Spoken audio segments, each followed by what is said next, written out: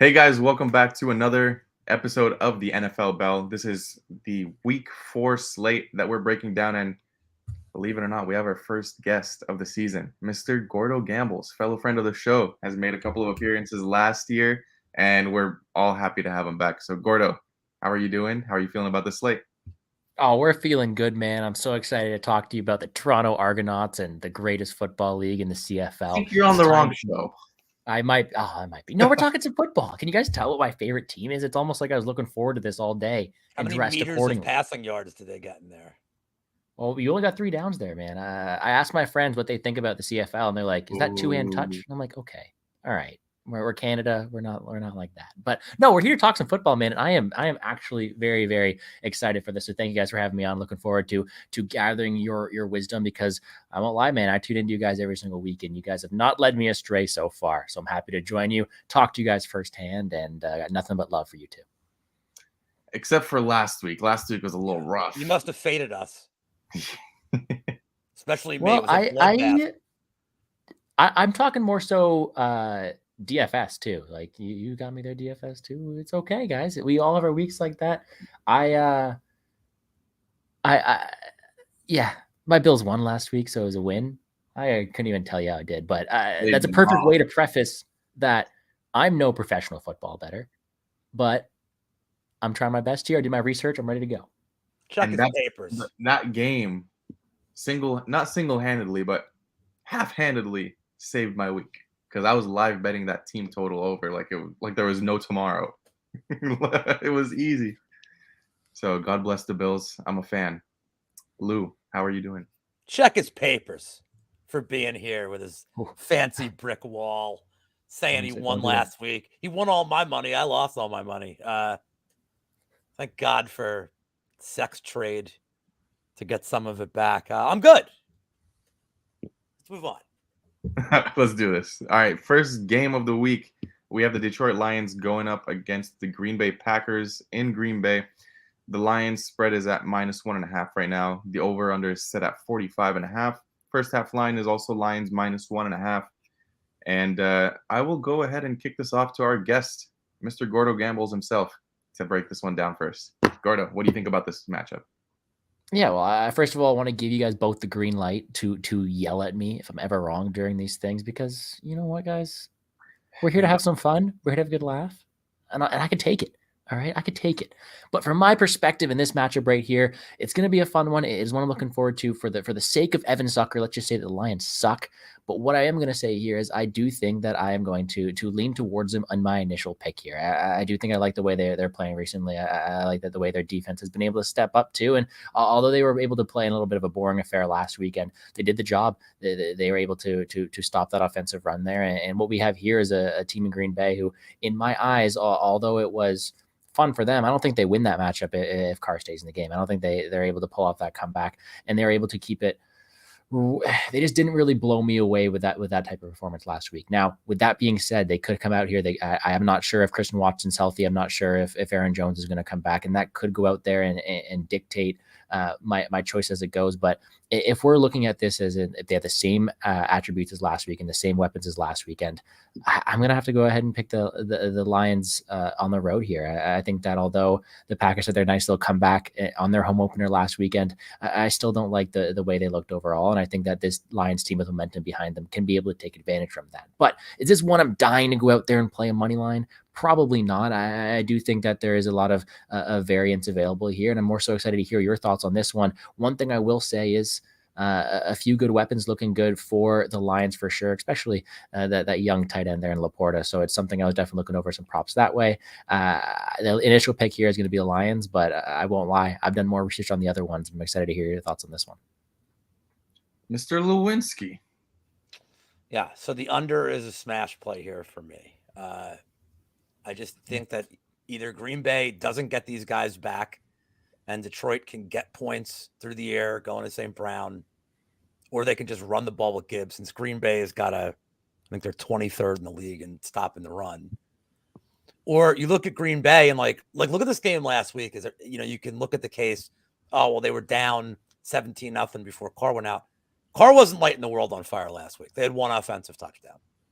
And then Green Bay just kind of put it all together because famous Jameis was trash. We'll get to him later in this show, but I think Green Bay's defense has played really, really well all year. They didn't really bottle up Bijan, but that was just weird play calling. But like, I think their secondary has been good when Alexander's healthy. Detroit's run defense has been really good this year. They held Bijan to nothing last week, 33 yards. So I feel like this is a divisional grind them out affair. It's on a short week. I think the point total is a little too high. So I think this game ends in like the low 30s. See, it's like an 17-14, 2017 type of game. I want to play St. Brown props. Honestly, we just got to wait till we hear injury news at this point. Like, there's just a lot we don't know. But I really like the under more than anything else here. Yeah, I tend to agree with that under look. I mean, you look at both of these teams, they haven't really scored all that often this season. And the quarterback play, I do prefer Jared Goff in this matchup, but both guys have pretty much never hit the over 1.5 touchdowns, except for once this season. And then when you look at the injuries that are involved, that could pose a threat to this under because most of these injuries are defensive injuries. Now, for me, I'm heavily leaning towards the Lions money line here at minus 128 is the current price on BetOnline. I just think that they have the better weapons. They're the better gelled offense, and I think their defense is a lot better than Green Bay's.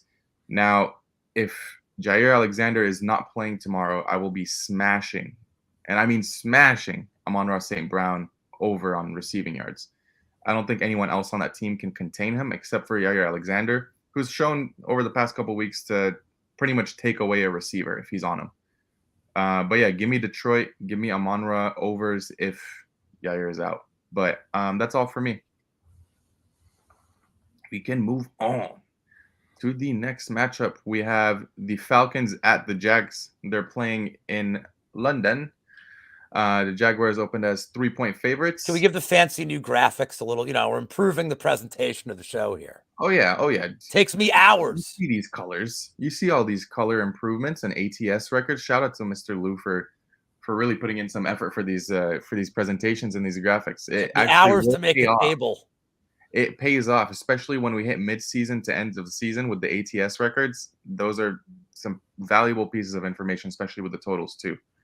The total currently sitting at 43.5 for this matchup. Jacksonville favored by 1.5 at the first half, and then the over-under set at 21.5. Mr. Lou, why don't you lead this one off? All right, so this is leg one of the quadruple revenge parlay. Sorry, Gordo, I added a leg in the Yeah, I was gonna say, man, I thought there was only 3.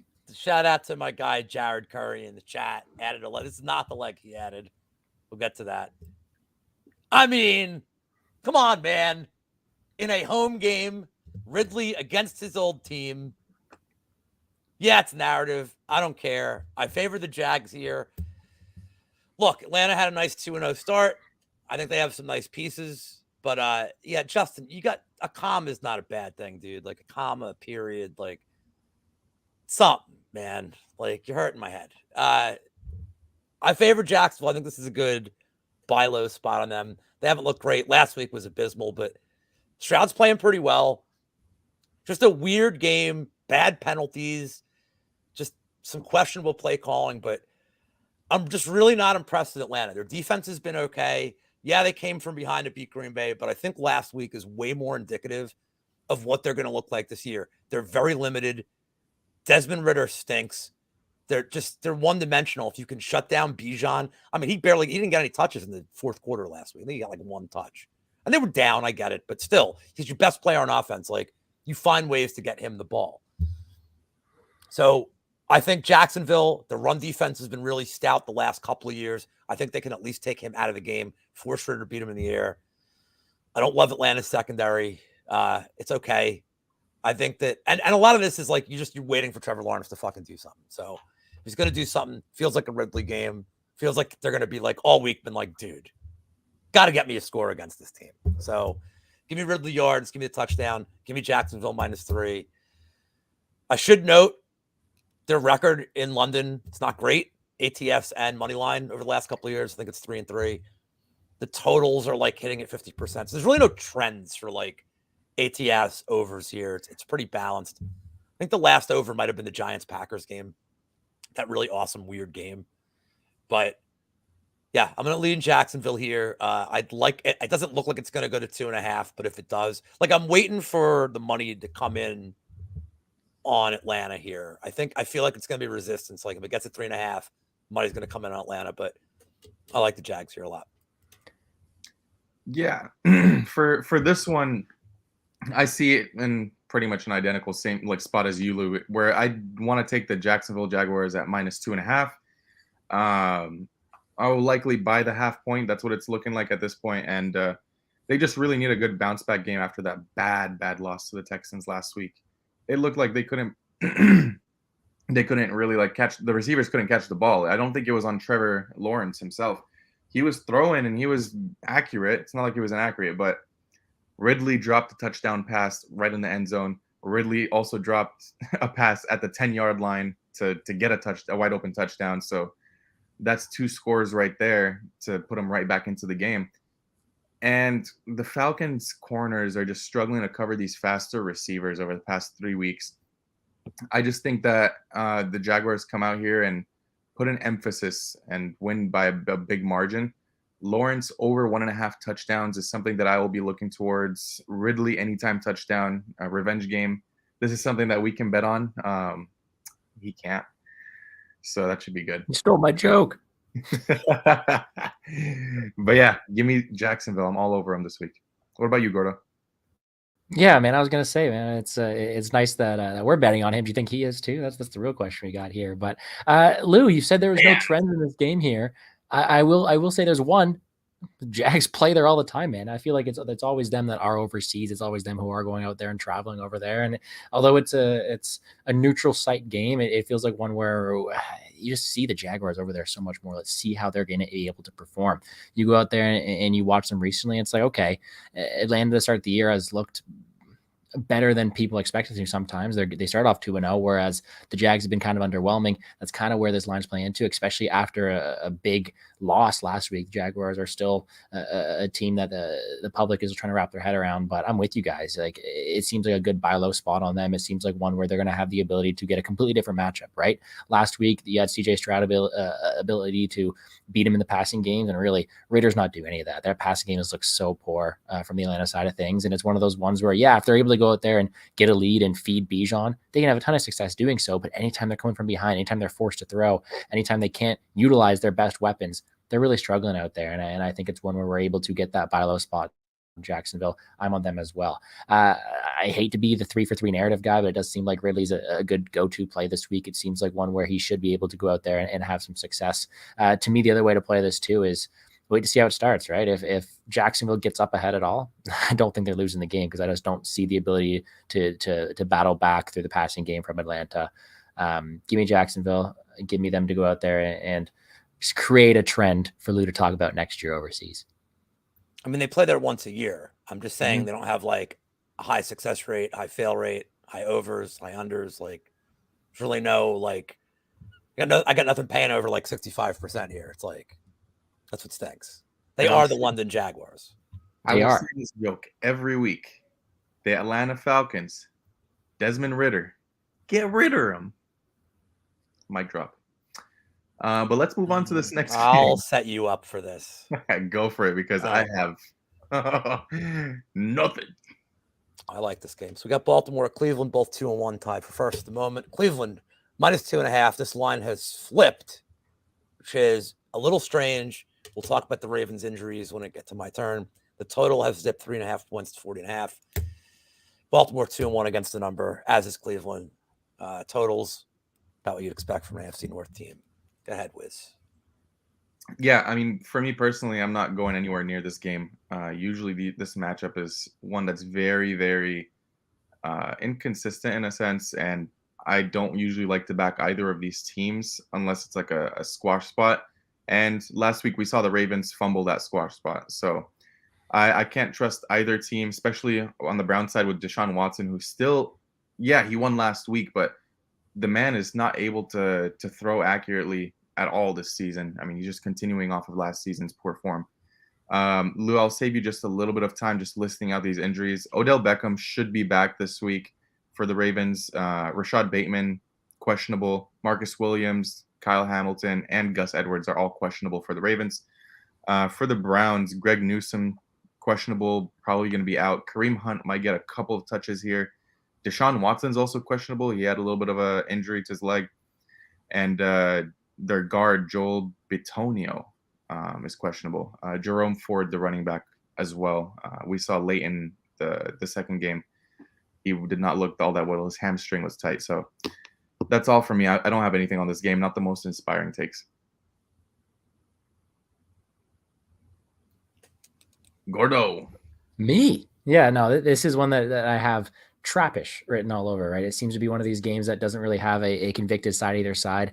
You look at the way that Cleveland's defense has been playing recently, and it's really one you want to go out there and back. They've been pretty impressive, and for good reason. It's fun to go out there and have a team that's been able to be so strong in one area of the game, right? But you look at the way the Ravens are coming off that loss. They're playing a divisional game here. It seems like Lamar could be hungry. He hasn't looked all too great to start the year in general, with the last week aside of things, and it seems like one where I could see just a multitude of ways this game could play out, and I wouldn't be surprised, right? If it would be Cleveland's defense shutting him down completely, that could go out there, and I wouldn't be surprised with that outcome. If Lamar wants to go out there and run 1,000 laps around him, I wouldn't be surprised either. So it's a weird game from a total side of things. I don't think I'll get there. A couple of things I will say though is just for a game, although it's supposed to be close and although it's supposed to go out there and rely on the defenses, it seems to be low as expected, but I'm kind of going against it here. You guys know me, and I'm all for my overs. But even though there's no weapons out there on the Baltimore side of things, I think we do have two quarterbacks who are going to go out there and have the ability to use their versatility and have success in that regard. And I wouldn't be surprised if it were to go over in a very, very close game. I mean, Baltimore just went out there, let out 103 yards to Zach Moss. I wouldn't be surprised if Jerome Ford's able to have success in that regard. We finally see, although it's not the prettiest of times sometimes, Watson's cooking it up with Cooper slowly but surely. There's going to be a game where they continue to break out. Don't know if it's this one. A game I don't have much written down for, I'm being honest, because it does seem like it's one that could go a multitude of ways. But if I was forced to play anything, it may be some Ford props or the over here. Okay. I'm going to take a little different angle on this game. So a couple things I want to mention is that Ronnie Stanley is still out. Tyler Linderbaum is still out. That's two of their linemen, and I think that's big here against the number one defensive team in EPA. And these guys pressure the quarterback like crazy. I don't care about the Deshaun Watson side. I don't want to trust the Deshaun Watson side. I got Cleveland wrong last week. I will be targeting whatever Cleveland's team total in sacks is. I think you're looking at all the injuries they have in the running game. Now, Gus Edwards. I just think Baltimore is going to have to go sort of pass heavy. I should mention that Cleveland's second in the league in defending tight ends. So it takes away Mark Andrews. I just think you're going to have a lot of Lamar trying to do it on his own or not finding open receivers. I think the pressure will get to him. You know, multiple guys collapse into this line. I don't know what this team total is going to be. Those numbers aren't out yet. Myles Garrett could, do it on his own. It's probably going to be 3.5 if I had to guess. And I'm all over it. If it's 3.5. I think it's very reasonable. Gordo mentioned how he doesn't think Lamar Jackson looks right. I don't either. And he held out of camp. Now he got paid. Not trying to put narrative spin on it, but once you get that paycheck, it's a little different. And he just has no help around him right now. So if they take Mark Andrews away and they're still down 3 linemen, Cleveland's going to make him miserable. That being said, I agree with Wiz. I cannot trust Deshaun Watson, and the injuries are piling up a little bit. So I would rather just play Cleveland sack total here and rely on Deshaun Watson going 3 and out every drive and just punting. I like that look. And I could see it happening, especially in this divisional matchup. But we move on. We got the Bengals at the Titans. Bengals are 2.5-point favorites, opened at 1.5. The over-under is set at 40.5, opened at 43.5. So there's some steam coming in on the under. First half lines, Bengals are favored by 1.5. The over-under is set to 20.5, so 3 touchdowns pretty much. ATS records, you see how horrible those are. Gordo, what you thinking? Yeah, this is a real puzzling one this week because we have just a battle of teams that haven't looked too great, to be honest, right? Last week, Tennessee really didn't go out there and perform to the best of their abilities. That's okay. I do think they are better than that. And the Bengals are just the year-long example of this. Just haven't really got off on the right foot at all, have really been struggling out there. The injury to Burrow probably doesn't help at all, but he didn't look like he was hobbling too bad. It seemed like he has the ability to go out there and rest up over this, I guess, shortened week still, but has the ability to probably go out there and be healthier this week. And I do think it's one where you just have a polarizing difference in how these guys want to go out there and do it, right? We've seen the Bengals go out there and have the ability to struggle against the run sometimes. And I do think that Tennessee's going to have the ability to run it down their throat if they're able to. I know Henry didn't get many snaps last time. I think this is a better matchup for him on the ground and him to go out there and potentially have success doing so. But on the flip side of things, Tennessee's passing defense isn't necessarily the top of the line here. I think that you're going to have an ability, although Burrow may only have 1 foot,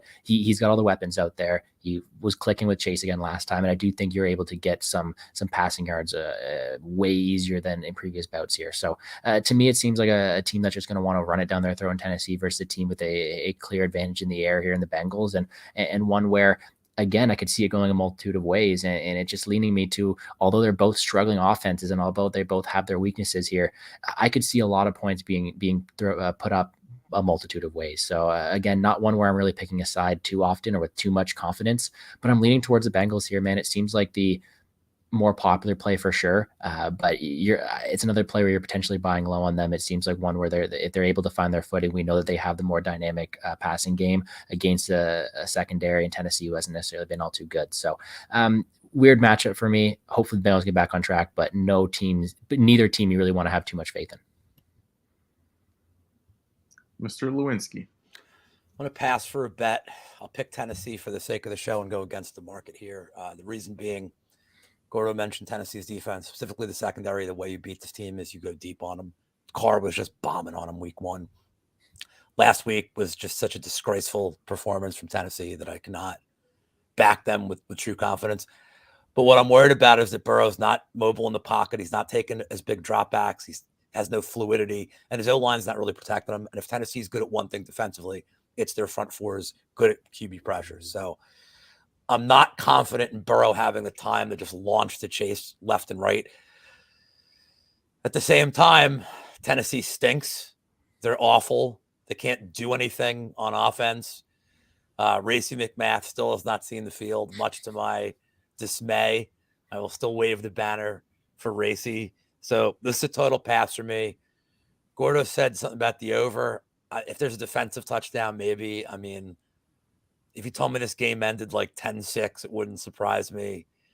If you told me there were like, 2 block kicks for a touchdown, like a punt return, that wouldn't surprise me in this kind of game. I'm going to pick Tennessee for the sake of having a pick on the show. There's no line I like here. And this is like one of the few games in the slate that I really just don't love. If Burrow was like 75% and had any time to air it out, I would load up on the Bengals here. And every receiver, Jared said every receiver prop. I would, whoever I pick, it would be the other 2. It'd be T. Higgins or, whoever. Who? But yeah, that guy. I'm not even saying his name because I'm not betting him anymore. That's a last year gimmick. That's from last year. So, yeah, I want to pass on this game completely. Yeah, I see it similar to Lou, where both teams really haven't shown anything inspiring this year. I know the Bengals did win last week, but that was against a very wounded Rams team whose secondary is pretty goddamn awful. And I don't know, out of nowhere, how the Bengals pass rush in the second half just magically popped out of nowhere and played like they were the Browns, the second coming of the Browns. They looked really good on that pass rush against Stafford, but he's also someone who is not the most mobile quarterback. Not saying Ryan Tannehill's any better, but Tannehill does show the tendency that he can run, kind of, sort of. But for me, if I were to play anything, it would be the Jamar Chase yards over. And T. Higgins, I think, after that bad, horrible game against the Rams, where he was just dropping passes left and right, couldn't seem to catch a ball, it was just butterfingers all day. He probably has a bounce back game here too, but I just can't trust Burrow right now. If Burrow was healthy, I would be all over those 2 props. Longest reception, overs, all that. But I just can't trust Burrow until he's fully healthy.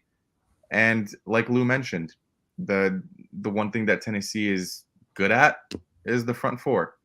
So I'm just going to completely pass on this one. There's a couple more passes on this card. This slate's a little bit more difficult to target in terms of. I think the next game might be a pass. Let's see it. I feel like this one. Can we just say pass and move on? Pass. Pass. Okay. I think that's fair. I think there's only one thing we need to say is someone's must go. No. Yeah. Can we bet the draw? Draw. We bet 6-6 in overtime, or can I say one thing about this game? This total seems insane to me for how bad the offenses have been. And I just feel like a lot of this is based on what they gave up last week. But this total, people bet me over. It's total, the sharp money's on the over. And I'm like, you know what? Congratulations, guys. You have to care about this game now.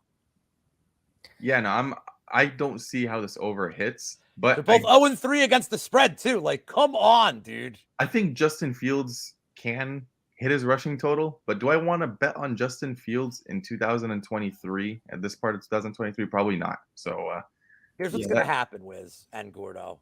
Go ahead, Gordo. I was just gonna say I have Fields in a fantasy team or two, so I'm pretty heartbroken right now. Here's what's gonna happen. I feel the pain. This is gonna be the game that has the most red zone coverage. So that when you're watching the red zone on Sunday, you're gonna be like, "The fuck, man! Like, I didn't bet this game. Why are you showing me Denver and Chicago again, and again and again and again? Why?" It'll be like the first game to come back from like halftime. There'll be no other game going for like 5 minutes. It'd be like, well, we're showing this now. Here's a punt from the Chicago game. Second thought here. I mean, this could be a really good bounce back spot for Russell Wilson. Only him. The only reason I say that is because the Bears defense is absolutely awful. But you at 3.5? No. I'm not saying to take the spread. Just take Russell Wilson over 1.5 touchdowns. And it'll probably be at plus money. But I'm not saying that I'm going to do that. I do not condone that kind of activity on the show. I don't think that's a prop I don't think I have yet. But I'm going to look right now. Let's see. I don't have him yet. Win momentum. It's not on my book. I always laugh at you guys. You're like, you don't have props open. When I'm watching this video, I have props. Yeah, it's tough not looking at anything like that. But yeah, no really other comments on this one other than I will be cheering for Fields. One day, it's probably going to be week like 13. Actually, this is bye week 14 that he's going to have like a decent rushing game and finally look promising, and then he's going to go back to who's your other QB? Who's your other QB? Pardon? Who's your other QB? You have a backup, do you not? I do. Oh, and it's a great backup. It's an amazing backup. But I don't want to start him this week because he's playing the Bills. I say. You want to know what's funny? In my only fantasy league, Justin Fields is my starter, and guess who's my backup? Russell Wilson. Pick your poison. My league? Yeah. I got Dak Prescott as my starting quarterback in that league. But we will move on. Yeah. Let's move on away from this game. We're getting too deep into game 6 on the slate. I'm also 3-0, so don't chirp my Dak Prescott pick. We will move on to game 6. We got the Rams at Indy. I think this is like a really good game. I will have things to say about it for sure. This line is flipped. Indy's now minus 1.5 point favorite. Total 46.5. Some money coming in on the over. First half lines 23.5. What a jerk number that is. And both teams good against the spread. There's the game. The Colts better than people think. The Rams better than people think, even though 1 and 2 on surface does not appear that way. We'll get to Wiz after Gordo. I guarantee Wiz is going to blind bet something here. Oh, you know. I don't know. I don't know. Come on. You absolutely know it. Of course I know it. Especially against this team. If it works, if it ain't broke, don't fix it. Gordo, what's your take on this game? Yeah, this is a battle of the waiver wires here. You got Zach Moss versus Kyron Williams going at it. But you know what, man? This is I have a problem typically where I force too much action, but on the games we talked about so far, I don't have much. I really am too confident in these spots here. We have a battle of teams I haven't historically gotten too well in my picks recently, so I'm not going to come out here and say anything with too much conviction, right? I don't think that the Colts have looked too bad recently. Of course, their win last time was pretty good. I actually think we do have ourselves a fun matchup whenever you do see someone like Puka go out there and try to hold on to a starting job, especially if Cup's going to come back the following week. He's going to go out there, try to look to put another record-breaking performance out there, and it's something that you want to go out there, you want to cheer for, want to go out there and get all that volume. But there's so many flaws in both these teams here. I don't like going against a team that's been so hot recently as the Colts, right? Being able to show up in those important situations, be well coached, and have the ability to go out there and compete well. But to me, this is one that is a pass. I think I'm going to be cheering for the Rams just because of I think they're I don't want to say they're more fun to watch, but I like seeing those young guys go at it. I like seeing the ability for newer players I've seen before have success, and I think that is going to be a fun game to watch. No real conviction either side, cheering for the Rams, but it's hard to pick against the Colts here.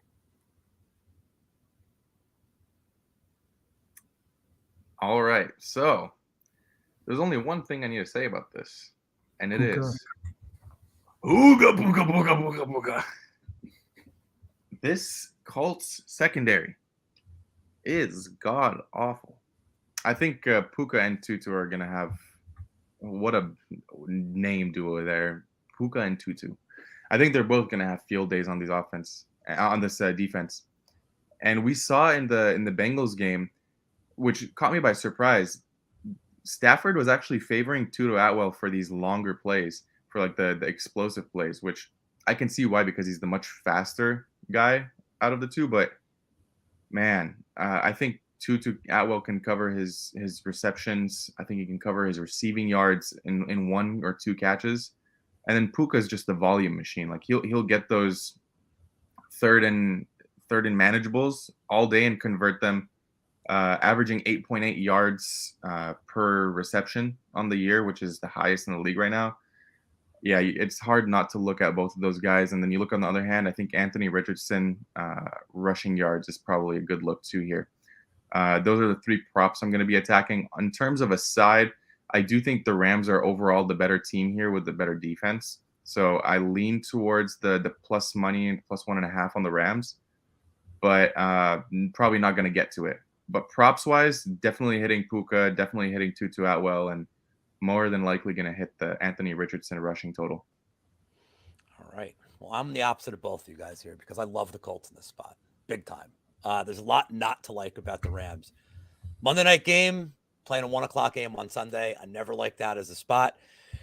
You asked why Cincinnati's pass defense looked so good on Monday night. Well, they lost Alaric Jackson. They lost Joe Noteboom on the O-line. I don't know that either one is going to play. If they do, they're both banged up. Indy's top 10 in pressure rate on QBs. They will be crushing Stafford. They will be getting to him. Knowing that you were going to play the Puka prop, I was going to suggest, if I was going to play a Rams prop, I would target completions or receptions and not yardage, simply because I think they have to be like a lot of quicker passes for Stafford to get rid of them. Richardson's not 100% confirmed to play, but I think he will play. I think that it was a concussion protocol. I think he'll be all right. But even if it's Minshew, I just like the way Indy's playing. This team's better. They're well coached. John Staken is good from the Eagles coaching tree. He's got that team playing really hard. Yeah, he needed the Ravens to maybe make a mistake or two last week, but I mean, they were 9-point dogs on the road. That was a hell of an effort from the Colts. Even the Jacksonville game, man, Richardson's debut, they hung tough in there. Their secondary is not great, but I think Stafford needs time to get it there. And if Indy's pass rush is getting through on this very weakened LA offensive line, I do think Indy at home can make this happen. It's a bad spot for the Rams, I think. So I agree with the public money. I love Indy here. And that's all I got to say about that game. It's one of my favorite plays of the week on the side. I will say in my bolded quicker breakdown, I do say short week in Indianapolis looks sharp here. They have more to play for, playing with passion. But I bet against the Rams week 1, and I don't want to do it again. Fair play. Yeah, I think Richardson is in for this game. He fully practiced today too. Ah, I know they haven't made fun. Now we got an act. Oh, sorry, Wiz. Back to you. Alrighty. We got the Dolphins at the Bills.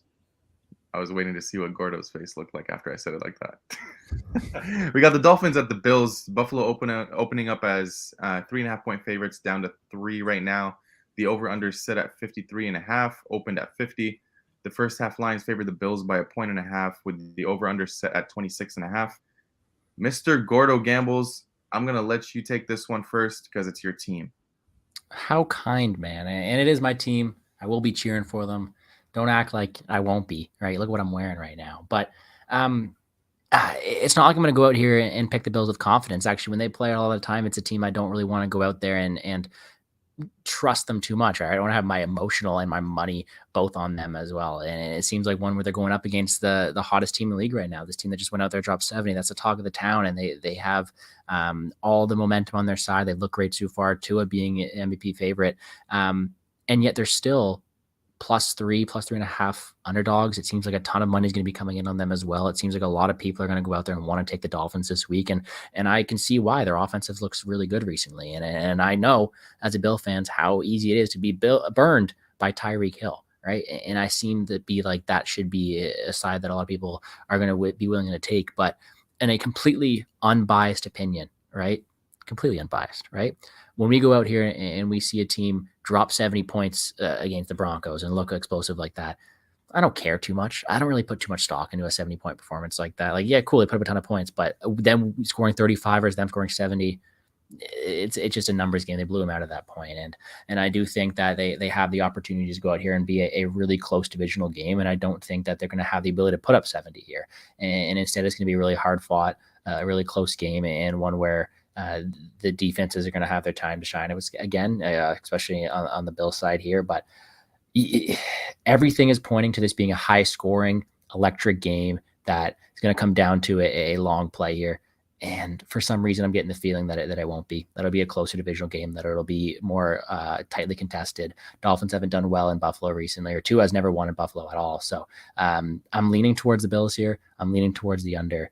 Things I thought I'd never really say here, but yeah, I'm biased. All power to you. I'm excited to hear you guys break my team down. You don't think they're going to score 70? That's why we have you on the show. Hot take. That is a hot I never take. even said that. I never even said that. You literally just said, I don't think Miami's going to score 70 this week. I said I don't put You said too it much 5 stock in them seconds ago. scoring You do 70 at think all. they're going to score 70? I think they're going to score 75. No, I took the under in this one. What do you mean? Wiz, do you have a side that you like? I'm trying to figure out if this can be the shoey bet. Oh, no, that's a joke from last year. No, I think it's it continues. It rolls over. Now, we already had one that me and Lou already discussed one matchup that we thought of to be the shoey. We could save that in case this doesn't work. Yeah, we did. I thought it was this one. No. We did, but we'll save it in case this one doesn't work out. But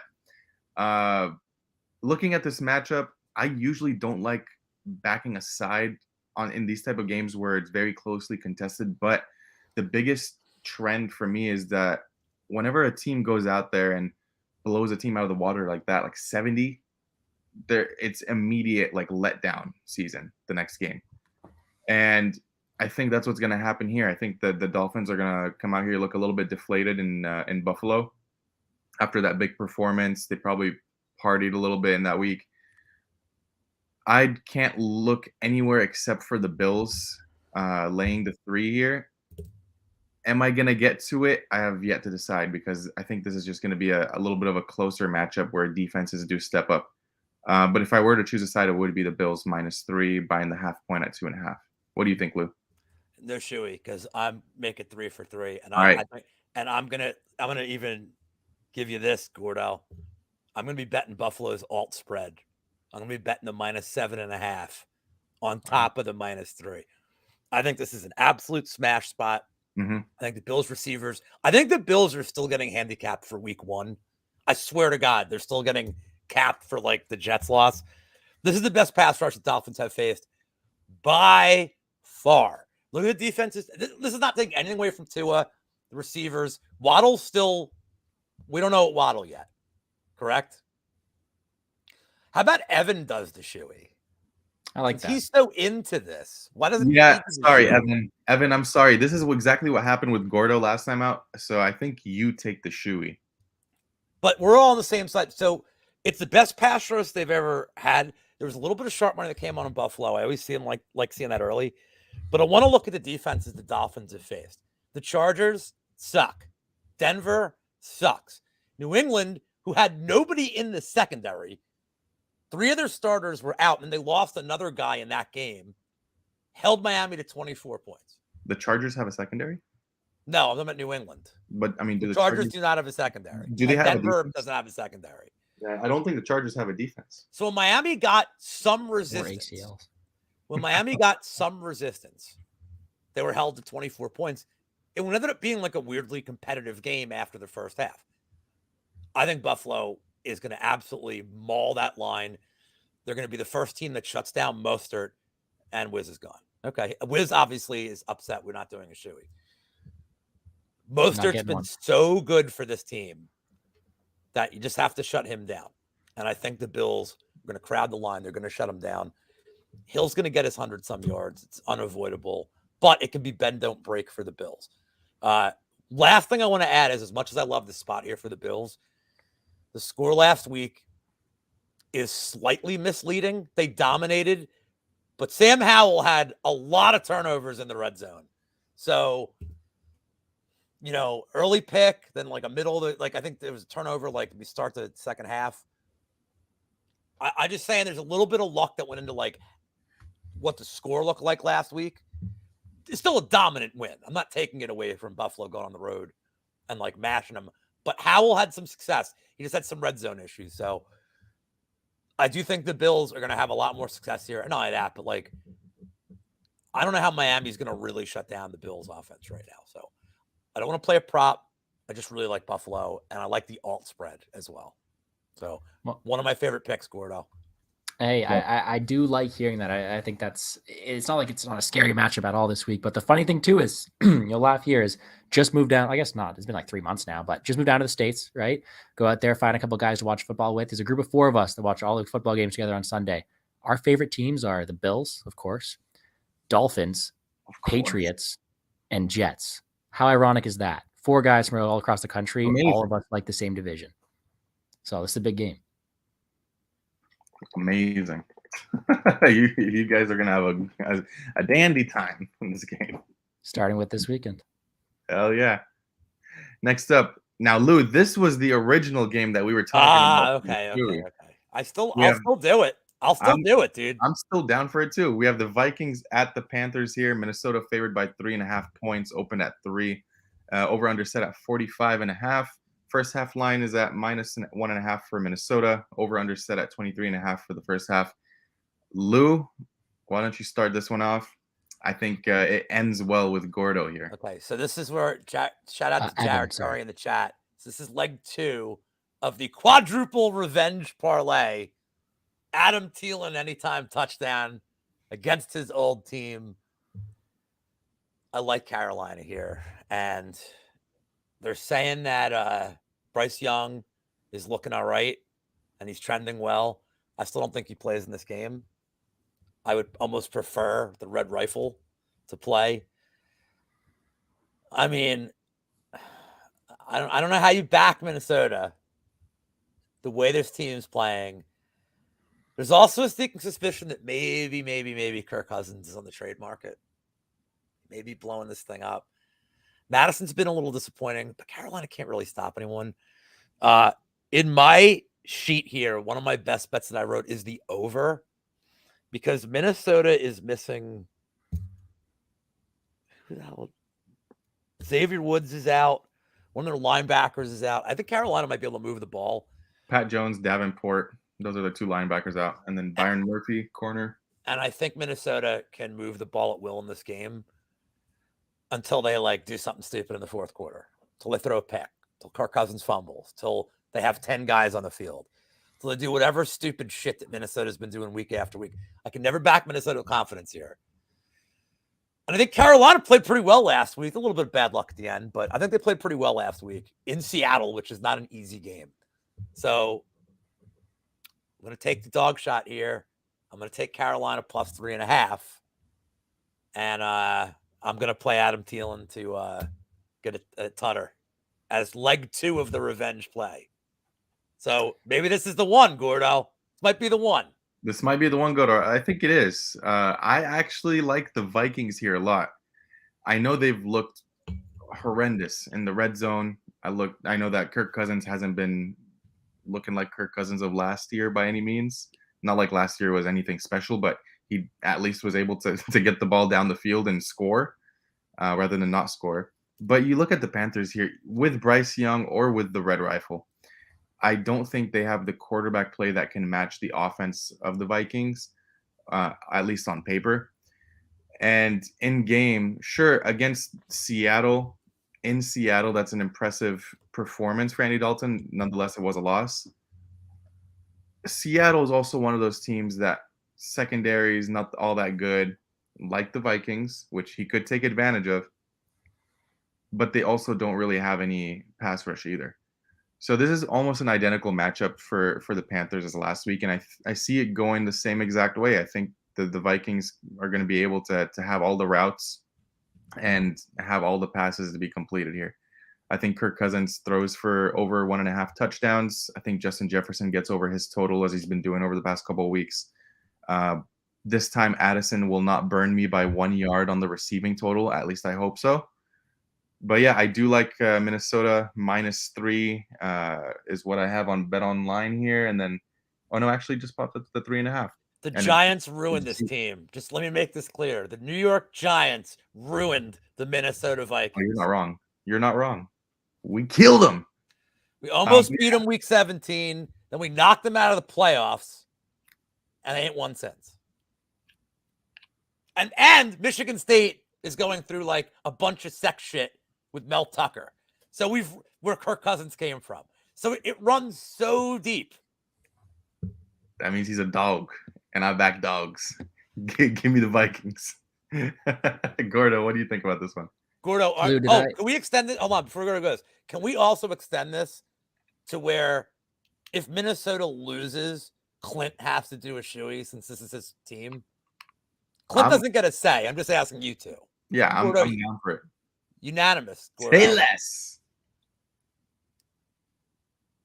Gordo? Yes. We're making it unanimous to Clint have to do a shoey if his team loses. I think it's all on Evan right now. I'm not doing anything, so we'll yeah, but we're gonna blame Evan. We're gonna blame Evan. We just want you to approve it. Sure. Clint's not watching the show. We'll delete the video. You were here live, or you don't get the picks. Sure. Right, Evan approved. Evan, and now we have it on camera. Evan saying it. This is Evan's fault. Evan's the one that proposed the shoey or the shotgun, whatever Clint wants to do. do. Panthers, tough shit, Clint. He's actually also my agent, apparently. So this was all Evan. Yeah. Lou, did I guess your triple revenge parlay?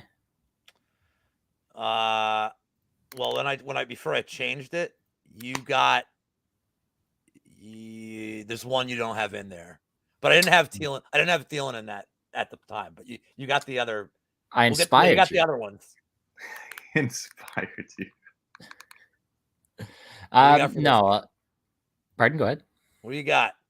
What do I got in this one, man? Oh, I know you guys got to get out of here. So let me pull this one quickly. Yeah, no. To me, it seems another one where the side you have to go out here and pick based off of skill, in my opinion, is the Vikings. But they're not doing anything to go out there and make it seem like they're trustworthy here. They've been making a ton of errors. They've been very underwhelming. They seem like they're another loss away from just blowing things up and starting over here. So to me, although it seems like a game that on paper the Vikings should go out there and have success, and actually if they were able to capitalize last weekend and end up winning that game, they probably open up as even bigger favorites here. But because of their ability to keep on messing up, to be so underwhelming, they're getting pinned up as only slight favorites here against a team in the Panthers who are not so surprising to see at 0-3. Yes, they exceeded expectation. Yes, Dalton looked good last time, but man, still going out there and losing, putting up a ton of points, or getting a ton of points put up on them by the Seahawks. I don't think it's anything too crazy to say that the Vikings are going to go out there and be able to put up a similar amount of points here, have some success. And I do think that they are the rightful favorites. But am I going to be out there and am I going to go out there and look to trust them at the spot, considering the way they played this year? Definitely not. But I do think they're able to go out there and have success. Give me the over with Lou here, but the pick is going to be Minnesota against him in that regard. So you are doing the shoey if it hits 3. Actually, no. I picked the Vikings, so I actually have some meat in the bone here. So you are doing the shoey if it hits 3. No, sir. Lewinsky, what do you think about this? It's gross. I hate him. It's awful. Maybe being in America. Being in America has not been good to you, sir. It's changed you. What is in this American air? Maybe I would have, but then I don't know, man. My Wiz, agent messaged me on the I'll side. bet you a shoey 3.5. If it 3 is the push, and 3.5 each way for us. I'll do the shoey with you. I already owe Monk like 2 half. I don't like those 3.5s. I like the give me. Let's do it at 3, and if it hits 3, we both do one. That works. I already owe Monk 2 shoeys for Fat Jake Collier, who got yam bagged multiple times and then lost. But I owe Monk 2 shoeys next Thursday. So I may have it 3 shoeys in like a 24-hour span next week. I only have 2 shoes. I have a hair dryer. I can, I have access to a hair dryer. Rinse and repeat. Yeah. Fuck me. What do I UFC shoes, the Rock shoes? I would be open to doing a shoey bet, but it can't be on Twitter. It's got to be on the YouTubes. What do you mean on Twitter? Yeah, I've had people pull up my videos of me doing shoeys on Twitter, so I got to keep it to YouTube from now on. Oh yeah, dude, that's fine. I don't think I've ever done one on Twitter. It's always on a video. That's fine. It's only when Paul Shaughnessy screen capped it and did all sorts of weird shit with it when I lost to him that I was like, oh god damn it. I'm a big shoey extravagant. I love to go out there and do them properly, do them extra, but I got to have some involvement on this, right? In a game I don't really care about like this, not too much. I would have been more down to do it on the Bills game. Yeah, but we all like the Bills. That's the problem. Then let's find we're all on the same side, dude. All right. Here we go. Game number 9. This is another one that I weirdly like. So, Wiz, I'm excited to hear you. Goro, I'm excited to hear you. Pittsburgh at Houston. I don't want to say the resurgent Pittsburgh Steelers, but they're 2-1, -3. The lines come down a little bit.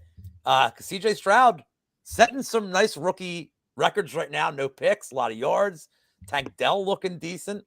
Looks like Houston's well coached. Pittsburgh -3 on the road. The total's gone up to 41.5, -115. Pittsburgh, small favorite at halftime.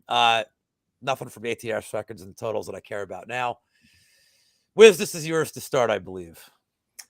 Yeah, so when I first looked at this game and I was digging into it, it had the smell of a pass all over it, and I think it still is that way for me, but digging a little bit deeper, when you look at this Pittsburgh defense, they're amongst the elite. I'll say that. I'll go out on a limb and say that. Their defense is solid. They've been locking down the running game completely. Now, how do you beat a good defense is with these smaller slot passes. And what is CJ Stroud about to break records for? The slot passes, those quick passes to Tank Dell, who's weirdly lining up as not a slot receiver, a regular receiver, and taking these slot passes and take them for 18 yards every single time. This he's a problem. He's like a Tutu Atwell kind of build. And I think that's the only way you can break the Steelers defense in this matchup. And I think CJ Stroud could go out here and do it, especially here at home after a big win last week against Jacksonville, a very inspiring win. Now, in no way am I going to compare Jacksonville's defense to the Steelers' defense. It's levels and levels ahead.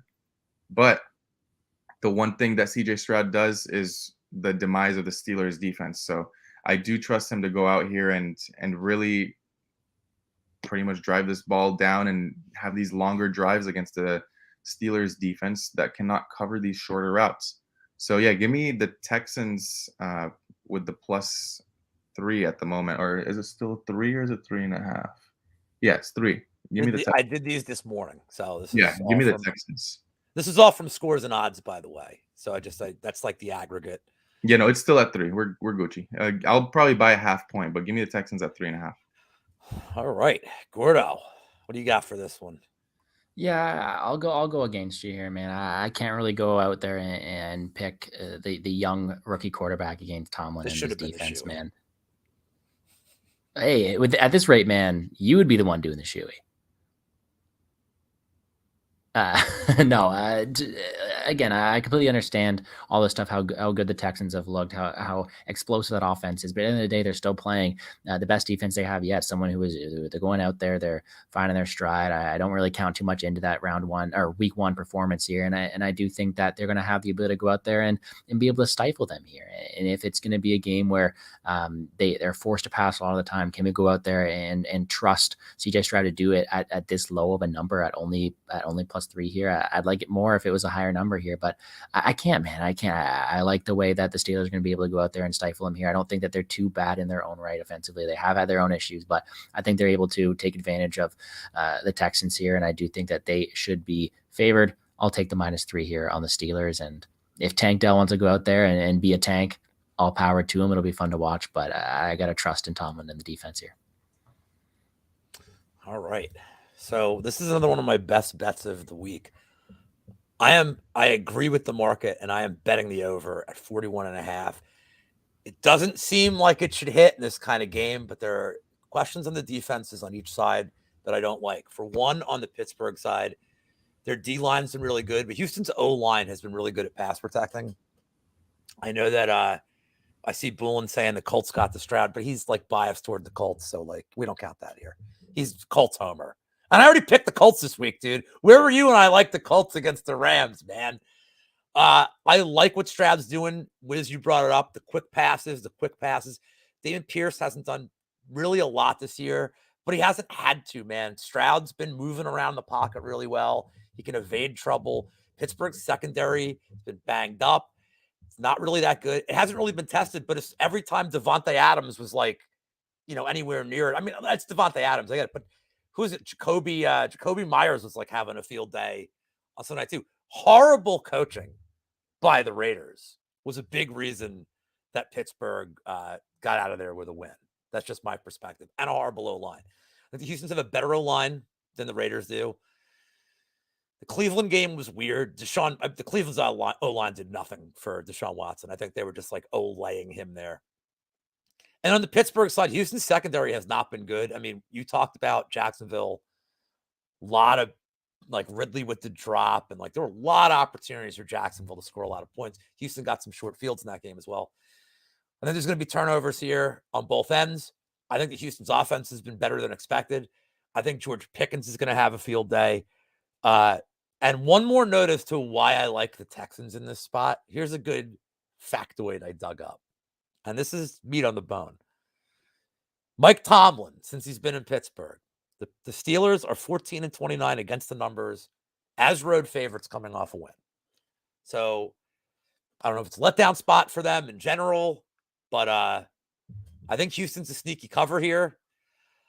I'd rather play the over. So, Gordo, I know you like your overs. There's another one for you. And it's pretty low, and the weather is supposed to be pretty good. So maybe Pickett can By the way, Pickett didn't look bad.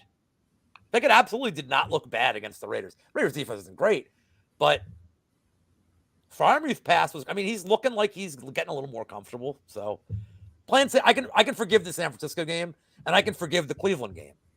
So now Pickett's facing a step down in the defense. That is true. So I really like the over here in the market. The sharp money early in the week did come in on that. And I believe this is the last 1 o'clock. Oh, this is on you, Wiz. This is the last 1 o'clock game. Yeah, and one last thing on the last game. It's another spot, even this is like contrarian to my own pick here, but it's another spot after a big upset win. The Texans are probably all happy. This could be a letdown spot completely here at home too. But I'm not going to look into that too much, similar to the Dolphins. But moving on, we have the Buccaneers at the New Orleans Saints. Saints open as 3-point favorites here. Open at 3.5. They're 3-point favorites here now. The total set at 40.5, opened at 40.5, so no movement there. First half lines favor the Saints by 1.5 with the first half total at 20.5. So 3 touchdowns will get you over there if they score those extra points. And Mr. Gordo, lead us off with this one. Oh, of course, it's up to me. Well, a few things to say on this one. Of course, we're going to get our yearly Lattimore versus Evans beef going at it. We'll see if they get suspended here once again. But no, it seems to be actually a fun one. Not only that, but correct me if I'm wrong. Is it Jamie's season this weekend? Jamie's Winston starting? Yes. Yeah, okay. Just want to make sure because, you know, he's the sometimes other leg of the revenge parlay, by the way. He's oh, the one you I didn't even take it into consideration, man. What is he eating, a rushing touchdown? Famous Jameis. That clip of him where he's eating that W, man. He's going to be like Jeff George in the George Dome, motherfucker. No, man, and that's kind of fun, right? I do like that whole revenge narrative thing too here. I think we have a game that probably has no business being this fun, right? Like Baker Mayfield has somehow made it kind of fun to watch the Buccaneers, man. Had the opportunity to go out there and fire them up last week and wasn't a good example of that. But when they're going out there and they're having that early success the first couple of weeks, it seems like it's fun to cheer for them and that kind of stuff. But this is one where money looks like it has come in on the Buccaneers, the way that spread has moved, and could be sharp money. I'm not sharp. I'm sticking with the Saints here. To me, it's one where I do think that being at home, being a very important game to them, they do have more weapons. They do have the overall better team. And although Baker's had the ability to move it down the field with Evans recently, I think Jameis is going to have some fire lit under him as well. And I think it's going to be a very entertaining match for that regard. It seems like every time these teams do play, that the defense is just fired up for the Saints as well. And I do think that they're able to cover here. I'm pretty bullish on the Saints side, and it's kind of terrifying because for some reason Baker sucks when I cheer for him, and he's great when I bet against him. So we'll see what happens here. All right, Mr. Lou. Yeah, so it's the famous Jameis revenge game, but a few things that are more important here. Alvin Kamara is back. So even if Jameis throws for like 90 yards, it won't matter, as I am betting all the Alvin Kamara props in this game. You saw what DeAndre Swift did to this front four of Tampa, getting like 15 yards a carry. Gainwell was slicing them up. They could have put Rashad Penny in there. They could have put Britton Covey like off the return team in there for like 6 carries, and he would have gotten 50 yards with their run defense. Also of note about Baker Mayfield, who Gordo, Wiz and I have argued about him all the time. Every week we argue about him. But let's face facts. Week 1 of the season, Minnesota secondary, so bad. Week 2, Chicago's defense, their defensive coordinator is either in jail, he quit. I don't know what the hell's going on with Chicago's defense. Then he plays a real defense against the worst guy ever in the NFL in Job. And he barely did anything except that last drive when Mike Evans is like, hey, man, there's guys that bet on my receiving prop. Can you throw to me every play this drive? Mayfield didn't do shit. His O-line didn't really do much for him. Saints defense is no joke, man. Mention how Lattimore owns Evans, but their front four is playing really well. Their linebacking core has been really good. They're top half in the league in every defensive metric. Yeah, it wasn't a great look, like letting Jordan Love come back against him. But New Orleans' defense has been pretty good this year, and I think they'll do enough to give famous Jameis, like, he'll throw for 95 yards. Like, he'll have no touchdowns because Taysom Hill will get, like, 2 touchdowns. And I think Kamara eats here. So I like the Saints here. I like them big. And it's a revenge spot. But Kamara props, it's no Job is right. Job is the worst, man. I like the Saints, and I really like the Kamara props here. And you could same game them for like, you can take like New Orleans money line and same game them with Kamara props and probably get like 2-1 easy. It's a correlated bet as far as I'm concerned. Saints aren't winning unless Kamara has a big game. Yeah, I mean, you guys pretty much summed it up as I would, to be honest. For me, I think it's the Saints all day here. The defense is, I'm not going to say it's similar to the Eagles' defense. I think they're a little bit of a lesser version, but they present similar threats. That front four have been slicing through people. The corner game is perfect. The safety with Matthews, phenomenal. Can't really like dock them on defense. It's mainly the offense at this point. And yeah, we still don't know if Carr's going to play this game. It's shaded to him not playing, and it's Jameis starting. It is a revenge game. It's a revenge game, Jameis. who last time he played the Bucks tore his ACL. They put a target on his back in that one, but that's a different Bucks team than the Bucks team of today. So yeah, I'd take the Saints and, like Lou said, parlay it with the over props for Kamara because it is correlated. I don't think Jameis Winston is going to win this game on his own. If anything, it's going to be Kamara leading the drive here all the way until the red zone, and maybe Jameis will get a touchdown or two. Jameis might have 3 throws to Kamara For from 4 yards from the line of scrimmage, where Kamara goes 75 yards. So his stats are going to look incredible. But like he never for 300 yards. I mean, he did correct his eyesight. Just remember that. Now he's 20/20 vision because he got the LASIK. So But hey, we can use that as an excuse. yeah. He can see now. Oh, we do have one more. Yeah, so I'm just taking creative liberties now with what I'm calling them every week. Fight Talk only is not in here, but the Washington come football team skins. It'll change every week. By the way, there may be some creative liberties coming up in a different slide that I totally forgot that I did, but we'll just keep that in mind. But whose turn is it? It's yours. Is it? All right. Well, the Eagles. I'll tee you up. Go ahead, team me up. We have the Washington come football team skins against the Eagles in Philadelphia.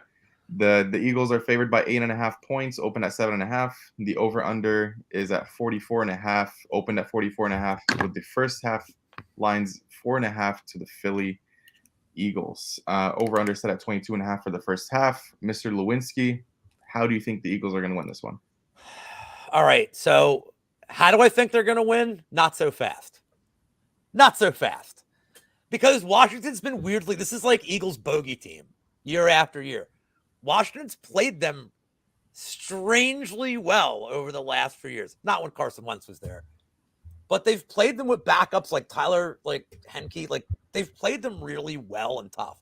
It's a divisional game. It's more than 7 points. I immediately don't like that for betting. But here's what I do like. Also of note, there's been a flu going around. I don't know if any of you guys know this. There's been a flu going around in the Eagles locker room. They said Hurts was off when he played on Monday. He didn't look that off. He didn't look any more off. He must have had a flu for 3 weeks because he looked the same as he's looked since week 1. But just keep that in mind. So I don't like playing spreads.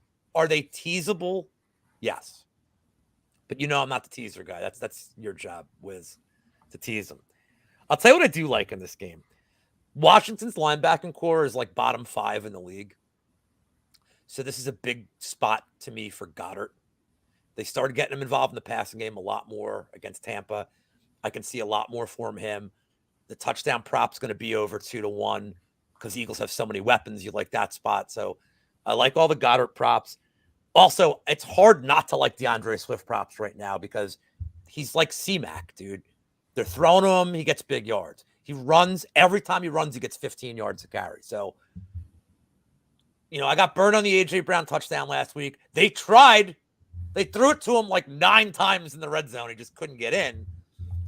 So I'm off of that. But I like all the Swift props. I like the Goddard props. And there's one more prop I like for a 3-leg same-game parlay. Washington's O-line got battered last week, and now they have a couple of injuries. What do you think the Eagles' defensive line is going to – Jordan Davis, and Carter, and all these guys, what do you think they're going to do to Sam Howell? They're going to pulverize him. This is Jalen Almeida versus I don't care. With consent. This is prison love story like murder that's coming. Whatever the Eagles team total is in sacks, I love it. You want to play individual sacks, that's fine. But my God, all right, that's pretty funny. I hate that commercial too, but that's pretty funny. I love the sack total, and I love Swift, and I love Goddard, and I think they're teasable. I just really don't like numbers this big in a divisional game. It's just one of my bugaboos. Yeah, I mean, we were talking about Baker Mayfield earlier with the little bit of a fluke schedule. I mean, you're facing the Cardinals and you're facing the Broncos. And now all of a sudden people are saying Sam Howell is good. What happened last week? He's not terrible, but he's not terrible, but he's not good. That's the thing with me. And the Eagles defense is good. I'm not going to say they're better than the Bills defense, but they're close. So I think they're going to be able to get to Sam Howell similar to how the Bills did. And I just think they're a perfect teaser spot this week, and I like the A.J. Brown yards. I'm going to keep it short and simple here. Goddard yards, and that's it. A.J. Brown yards, Goddard yards, and the Eagles as a teaser spot and a big teaser. I hate Mushroom right now. I hate him. I hate Mushroom right now for that. He knows. Twisting the knife in me right now. That's another. What? When did chat get funny? Are they like up in their game for Gordo? I think the chat's just starting to pick up on your humor and then adding onto it and turning it into their own degenerate form. And then Like now everybody but Evan's been funny. Yeah, Evan's funny looking. Evans. Ew. Hey. Evan's also a Lions fan, so Gordo comes to America. Gordo's violence came to America. This is hilarious. Gordo, what do you think about this game? So I just got out of an exam a few hours ago, and I finished up my research, and I look at it again this morning. I did a lot of this last night, and I look at my notes, and I circled Washington plus 8.5, and I think to myself, and I'm like, what was going through my head? And I look back to it, and I look at all my notes and stuff like that. Man, it's just, yes, the Eagles should win this game. They should go out there. They have the much better attributes. Their team is levels above in every single regard, right? But every time Washington plays them, they keep it close. Every time Washington plays them, they seem to have the ability to maintain a close divisional game here. And I do think that their team isn't really as bad as the Bills made them look that last week. Yes, they had a bunch of errors in the red zone, but they were there. They still marched right down the field. Don't put too much stock into that last week. I do think they're going to have the ability to keep it close here, and a backdoor cover wouldn't surprise me at all. I don't mind you teasing the Eagles. I would just caution anyone I think it's going to be a huge blowout. Something inside me is making me look a fool keeping it this way, but we will take the Washington come football team skins here, but not with too much conviction. I just think it's a wide line, and we'll trust late night Gordo last night with his research. I mean, it is a lot of points for a divisional game, but this is a tricky spot. I think it's a tricky spot, either way, but it's a lot of points. But well, here you go, Justin. America's team, Justin, here we go. America's team, the Raiders, the Pirates. It's my turn to tee it up. I was going to say the Clippers, the LA Chargers, up to 5.5, and money's still coming in on them. And I'll tell you, and I'll mention why in a second. But the total has dipped 2.5 points. These are correlated. Neither team's been good against the spread. ATS totals, whatever. Before I pass it to you, Wiz, we have the big question is, will Jimmy G play for the Raiders? And if he doesn't play, Gordo, you must know something. I just don't think he is. He's in the concussion protocol. He's probably not going to play. So it becomes this, Wiz and Gordo. Do we get Hoyer? Or do we get the dude that made me $18 billion last year? Aiden, by God, the pride of Purdue, O'Connell. Because if we do, I have a massive bet coming. Wiz, I will start with you. Yeah, I don't think Jimmy G's playing this game. Concussion protocol, I don't think he'll be able to clear it. That's one thing. One thing to note with the Chargers, Mike Williams out for the season. This is the perfect spot for Quentin Johnston to step up and take over that role. And I'm going to be all over his receiving props here. This guy is probably the best receiver or second best receiver out of college last year, interchangeably between him and Njigba for me. But I like Johnston's speed a lot more. I'm sure he's not the route runner that Njigba is, but Johnston will burn this Raiders team like no other, especially with Keenan Allen getting all the attention that he is. I know he's had a phenomenal season, but I don't think it's going to take too many passes or too many catches for Johnston to clear his total here. I think the Chargers absolutely mollywop the Raiders in this spot, and I'm sorry, Justin, but Me and the Raiders fans, we just don't have a, except for you, Justin. We like you here. Me and the Raiders fans don't have a good repertoire per se. I don't like them. They don't like me. They always try to take over California like they're, they're them. But you guys aren't them. You guys aren't. I don't like the Raiders as a team. They're like the Cowboys for me. They're like Cowboys A and the Cowboys B is the Raiders. Get them out of here.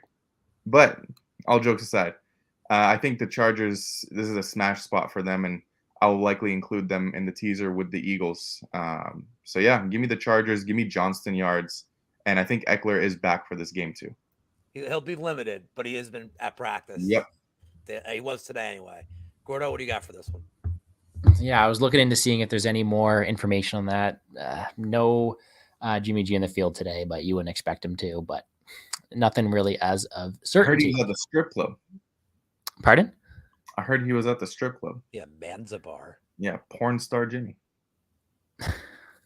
Was he watching Tyreek Hill?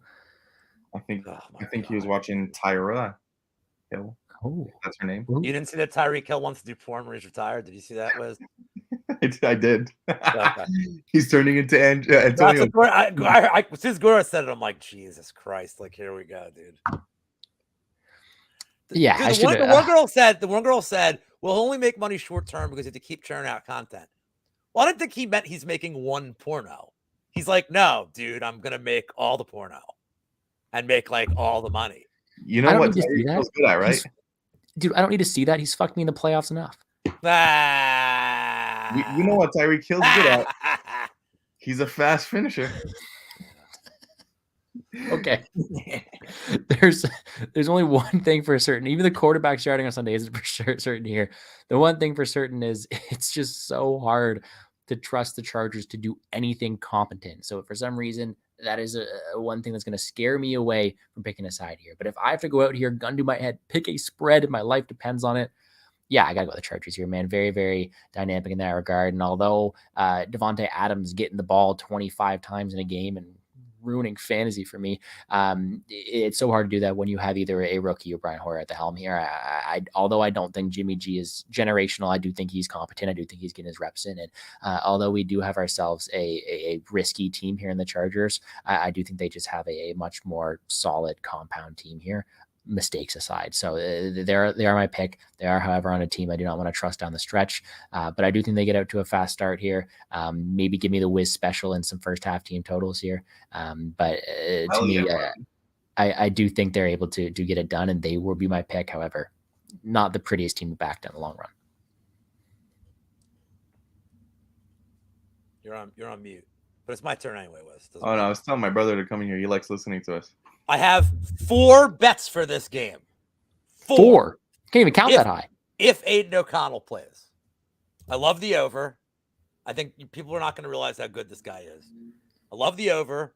Devontae Adams all day. All day. Don't care. It's going to be a pass script game. Don't care. Quentin Johnson all day. Ladder him.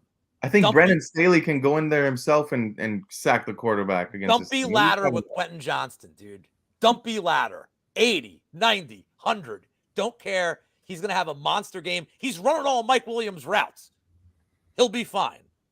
And my book doesn't offer this, but Wiz, I think you may be able to bet this on yours, or maybe Bet Online has this. Josh Jacobs' first half rushing total. You're going to have a backup quarter. Can't do this. If you guys have a first half rushing prop for Josh Jacobs, whatever quarterback's in, O'Connell or Hoyer, especially if it's Hoyer, they're going to have to run like a very conservative offense to get their quarterback into the game. If it's Hoyer, you can't trust him to throw 30, 40 times. I think you'll have to go Jacobs. I think you'll have to go heavy. Bosa's still not healthy. Derwin James is out, but that's only for the passing game. There's just a lot I like about Jacobs early and then pass heavy the rest of the way. But if it's Aiden O'Connell, let's go, dude. The over and Adams along with the Quentin Johnston play. I can't bet the Jacobs one. I wish I could. So I have at least 3 plays here, though. I think my brother came into the room at the right time because this next game is something that's very dear to his heart. Oh, no, it's not that one. That's my other brother. That's do my you think- other brother. Well, Well, wait. how many brothers do you have that like football? All of them? I have two brothers, and they both like football, unfortunately. So one of them's a Patriots or Dallas fan, I guess. One of them's a Patriots fan, and one Well, is a that's Niners next. fan. What's Nobody- next? That's all right. Nobody's that fucking stupid. So, like what team? At Dallas. Yeah, I mean, I can't. Nobody can like Dallas as a soul. It's not possible. All right, we'll start with this one. I'll tee you guys up. We have the Cardinals at the 49ers. What are we doing breaking this one down? First half, the Niners are 14-point favorites, opened at 14.5. The total is set at 43.5, opened at 41. First half lines is set at 7.5-point favorites for the Niners, over under set at 22.5. And Gordo, start us off with this one. Oh man, I must be the worst guest to have on this week because man, it's so some of these games are just not very pretty to break down, man. San Fran, man, all day. I do think they do run through him here, man. Arizona's had the ability to keep him close. Arizona's had the ability to be in these close games and compete with everybody. But I don't care how many TikTok dances you do out there. I don't think they're going to have the ability to go out there and stop CMC, stop this potent offense here. And I do think that all the characteristics that the 49ers bring to the table are going to just run through the Cardinals here. You typically like to say that all the time here. They weren't able to do so last week. That's fine, man. I do think San Fran is far superior in every single aspect of the game here, and they should win at a very, very high clip. Not a hot take at all. I just don't got much more to add than this one. It's one of the ones where I'd pull a Lou and just say, pass. Lewinsky. Pass. Yes. Yeah, I don't like spreads like this. Yes, San Francisco money line is probably okay. I think CMAC props are going to be too much here. And I see a game script where he probably comes out in like the third quarter, end of the third quarter. So I don't even want to screw with that. Like, I'm just going to pass this game completely. Sorry if this is my one clipped analysis of like the whole thing. Just too many points for me. Yeah, I mean, in this spot, it's going to be a tough matchup for the Niners. I think the Niners are going to struggle in this one. All jokes aside, I think the Niners are going to absolutely mollywop the Cardinals. They're not going to pull a Cowboys. I'm going to say that. They're not going to pull a Cowboys. And I think the Niners' first quarter is a really good look here. I think they're going to absolutely come out of the gate. 3.5.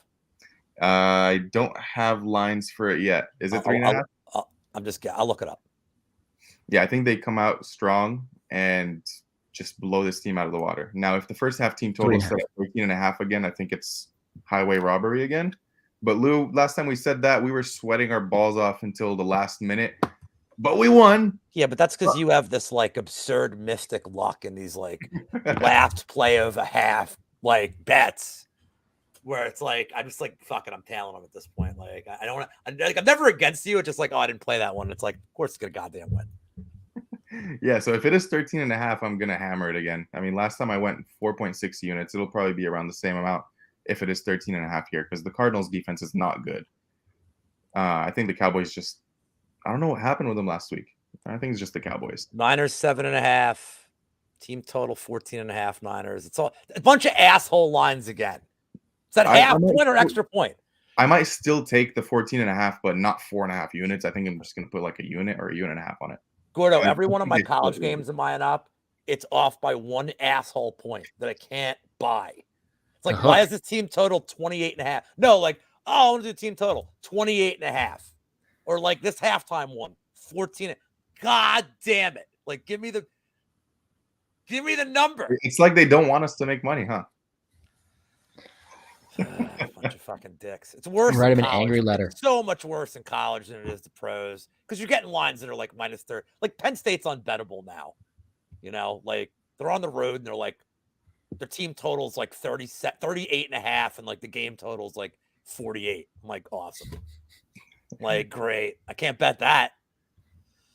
To close this one out, I think the Niners are an awesome teaser spot here if you get a 10-point teaser. But yeah, on to the next one. The game that's important to everyone. The Patriots at the Cowboys. Yeah. America. You hear them in the background. Money line, spread, sprinkle on the money line, spread, Kendrick Bourne touchdown, Judon over half a sack, interception, defensive touchdown.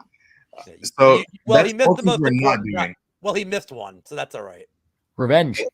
That's Yeah. all the things we're not doing. Dak is gonna get sacked.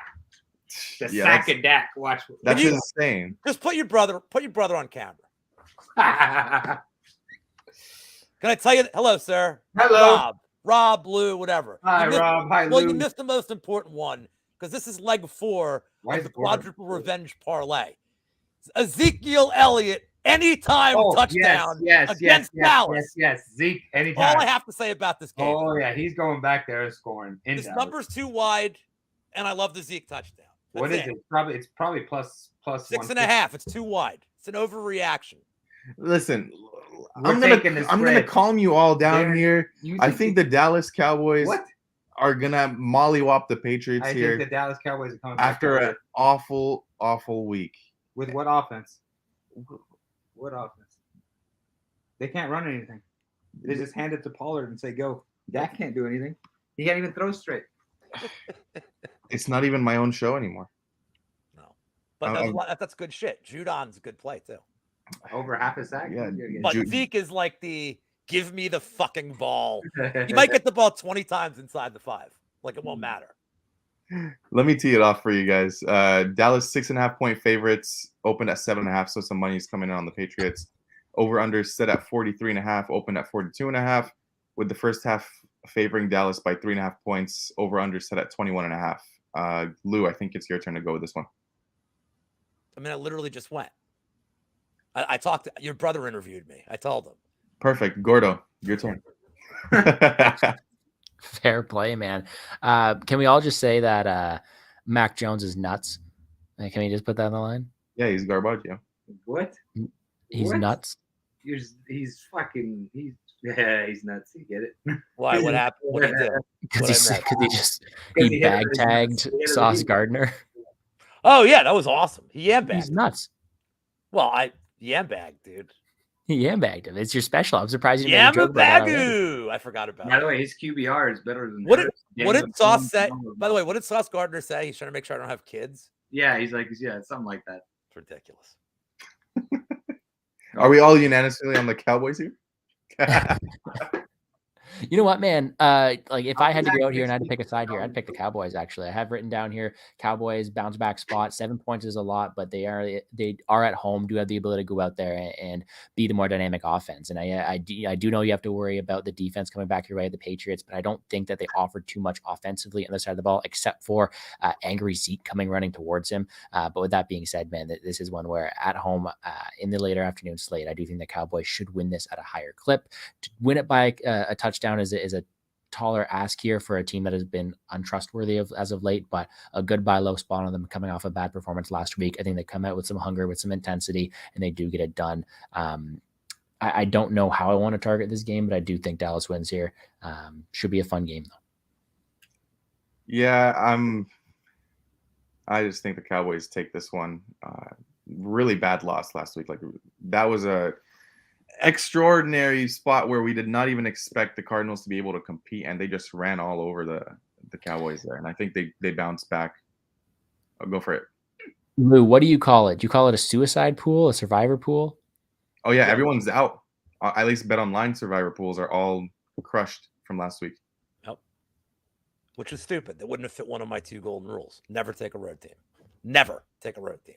But is that what you were talking about last week when you said a suicide pool? Yeah. See, I grew up in New York. It's rougher. We don't. The Survivor doesn't make sense. You die if you're eliminated. You get shot. Just checking in there, but yeah, I was gonna say, man, they are dead after last week, mine included. So we'll see it here. I gotta listen to Lou more often. Well, we are on to the night games, and yes, this is where I may have taken some creative liberties. But we might not have Travis Kelce in the building, but we have someone that looks like him. Yes, his mother is here in the picture. We got the Chiefs at the Jets. Chiefs 9.5. Money's just pouring in on them. Unders down because people realize Zach Wilson is still a thing. The Jets are just a train wreck. Even Joe Namath hates them right now. Gordo, start us off with this one. This has been a tough week for football fans, mine included. You know, girlfriends out here watching the New Heights podcast, trying to figure out what's going on with Taylor Swift. Man, I don't know what's happening these days, but that picture is pretty apt. I mean, it went out there, it sent waves around the world, and they put on a dominant performance. Is she going to be in New York traveling with the team? Who knows? Who cares? At this point, this is another one for the Chiefs to go out there and have some success. Trevor Siemian starting? No, he's not. It is still going to be the MILF Hunter in Zach Wilson here. So this is one where it's hard to trust him here. I don't think that you want to count out the Jets long term. I think they're still able to go out there and rattle together some wins behind this defense, but not against the Chiefs here. Not the way that Zach Wilson's been playing. I do think that the Chiefs are able to have some success. Who cares if it's on the road? Who cares if it's in prime time? The Jets have just not been an encouraging team to back here, and I understand why the line's moving heavy this way. Yeah. Wiz, what you got? Yeah, I'm just going to put my own comment up here, and I'm scoring a touchdown this game. I'm going to come out here doing it. I'm going to do it for Taylor. You think you look like Kelsey? At least that's what my brothers say, especially after this haircut. You're on drugs, sir. Yeah, you're right. You're right. I'm better looking. Honestly, it'd be a pretty good combination. You know, you can be Travis Kelce, Luke can be Jason Kelce. You guys do a great podcast. Yeah, I mean, I have the body by, Jason Kelce right now in terms of fatness. I may or may not be dating a girl named Taylor. Who knows? Okay. Oh, so do you have any bets for this? Do you have any? You think this Kelce touchdown? I just think this is the last leg of my teaser spot. I'm not going to mess around with any props. I know the Kelce touchdown is appealing just because he's the center point of their offense, but I don't really like to pay this juice price for a touchdown prop. Like minus 160 last game. This game I expect it to be around minus 190 for his touchdown. Can I juice to what's up, Gordo? Can I just say I just opened up my phone and the very first thing I see is update. Taylor Swift will be attending the game on Sunday night. So yeah, Travis Kelce is scoring a touchdown. I'm betting on Travis Kelce touchdown. Photo of them emerged of them out together, traveling together to MetLife Stadium. She should be there. Like, this is what NFL media has come to. I think she's just going to MetLife Stadium to bless the Giants. You know, that's all I'm gonna say. What'd you guys say about the Giants? All right, so I got 2 picks here, other than the Kelce touchdown, since it seems obvious. Kansas City first half minus 4.5 seems relatively safe. I don't think the Jets. And then my other bet is correlated with that, sort of, is just for the game. Jets team total under 16.5. I think Kansas City's defense, they played really well to start the season against the Lions without Chris Jones. Now they look like an absolute tank right now. I was really impressed with it against Jacksonville. The Bears stink, but I mean, they absolutely just gave them no breathing room. The Bears have a better offense than the Jets, or at least it's comparable.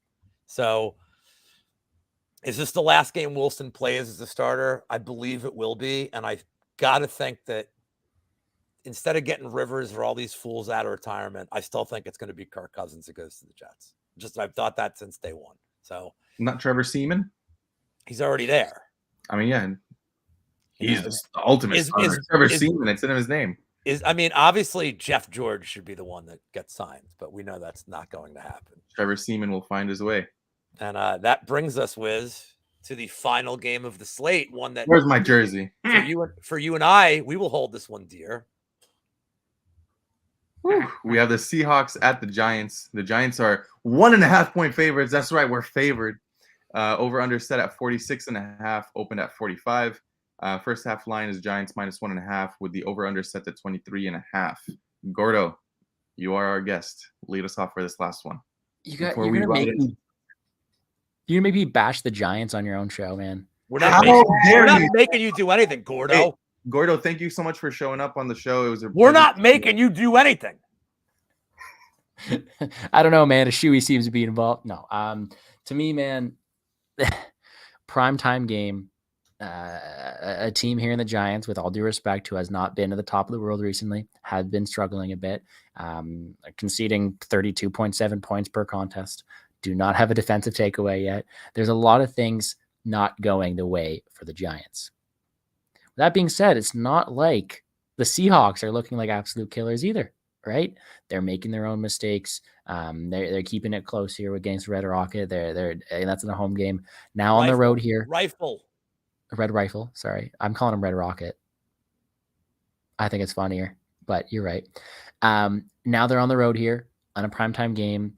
Although Danny Dimes has been up and down this season, and although there has been not the prettiest look for him,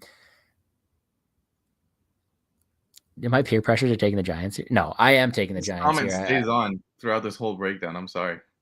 Legacy game is tough, but I do think that he's able to go out there and have some success, especially if you're going to have the ability for Saquon to be back. I think this is a bounce back spot for them at home. I think that all the narratives and all the, let's say, storylines about how bad the Giants have been so far this year, and how that when the casual fan like myself looks at this line, they're like, oh, the Giants favorite again, really?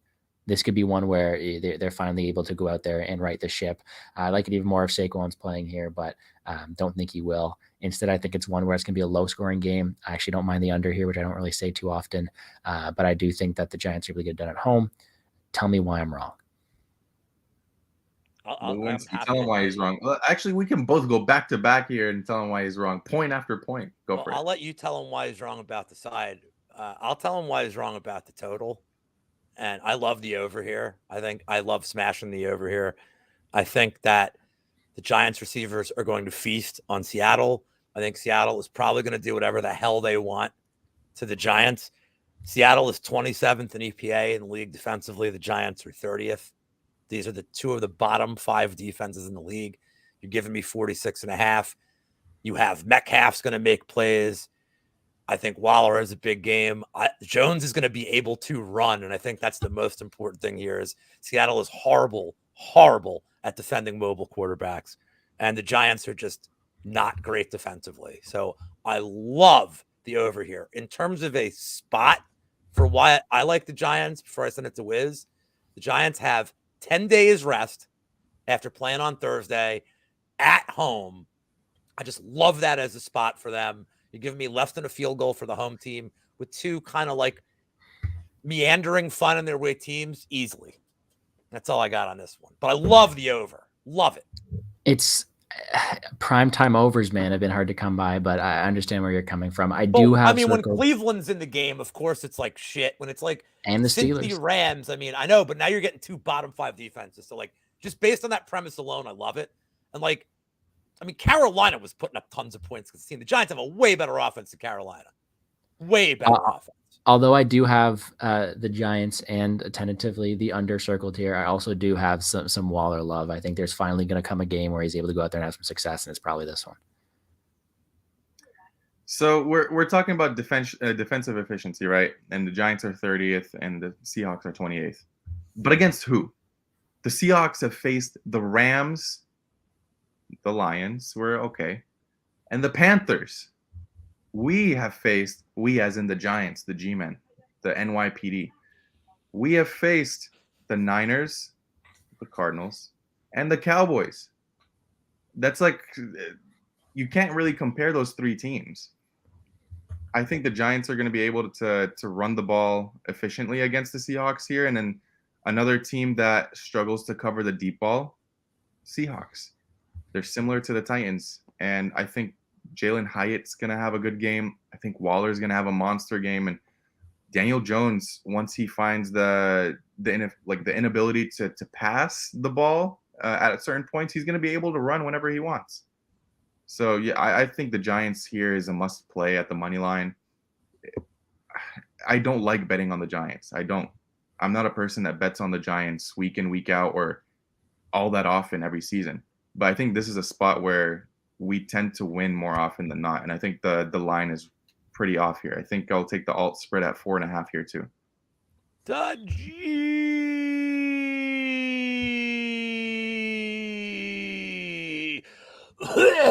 Man, you said it best. Yeah, that is the show, ladies and gentlemen. First and foremost, I wanted to thank everyone in the chat for the participation, for the love, support, sharing the ideas. A lot of engagement today, and I appreciate you all for just being here and watching us week in and week out. Second of all, Mr. Gordo, thank you so much for showing up and being a guest on our show this week. I'm sure we'll have you on another time before the season ends. And especially for the Super Bowl special, always have to. That's necessary. Tell the people where they can find you and what kind of work you have going on.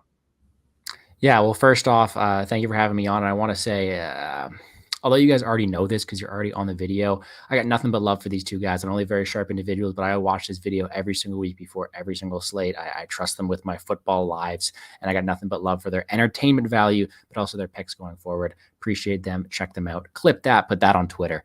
I do show some love to you guys all the time. So I'm glad to see you guys gaining some traction here. Wish you guys all the best. Appreciate your work week in, week out. Me, myself, and I, as always, please gamble responsibly because I'm no football expert. I'm more so of a UFC. Guys, check me out on YouTube at Plays and Fade Sports. Currently looking ahead for some Dana White Contender Series because fun stuff, right? And going to keep on doing that stuff there. Appreciate you guys for having me on. Wish you guys the best of luck in all your other videos this week because I know you got some busy stuff going on. I'm done until Monday night. So I'm going to take the rest of my weekend off. Hopefully cash some tickets, NFL, thanks to you guys. So thanks for having me on, and let's make some money, guys. And then another note here.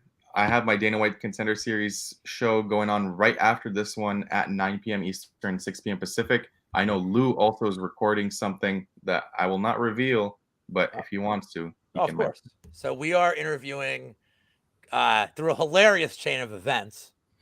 We are interviewing Cortavius, Are You Not Entertained, Romeus, who will be fighting week 10 on the Contender Series against Roman Tavares, who lost on a quick stoppage. To a Canadian. And, to what? A Canadian. To a Canadian. But he's a transplant, isn't he? Like Serbian? Like he lived in Canada most of his life. Ukrainian. Okay, Serbia, whatever. But we are interviewing him at 9. Wheezy, Uncle Wheezy, everybody's favorite uncle, who is still in Greece, is awake. It is 3:45 in Greece, and he is up and ready, and we're going to be interviewing him tonight. It's not live. We're going to record it. I've learned this guy has never really done interviews, so like he might be late. He just told me he's getting done with practice, so we're not going live. I'm going to release it tomorrow morning, and hopefully we will be entertained. Oh, shit, Luke. Come on, Luke. We started at 7. You son of a Every week, 7 p.m. bitch. 4 p.m. your time. God, he's so disrespectful. We love you, Luke. So we'll be interviewing Cortavius Romeus in about 20 minutes, and I'll post that tomorrow, and I'll post it relentlessly, like 2 days for the Contender Series. I like what I saw on tape. I like what I know about him. Wiz said, I'm not sure I like his name.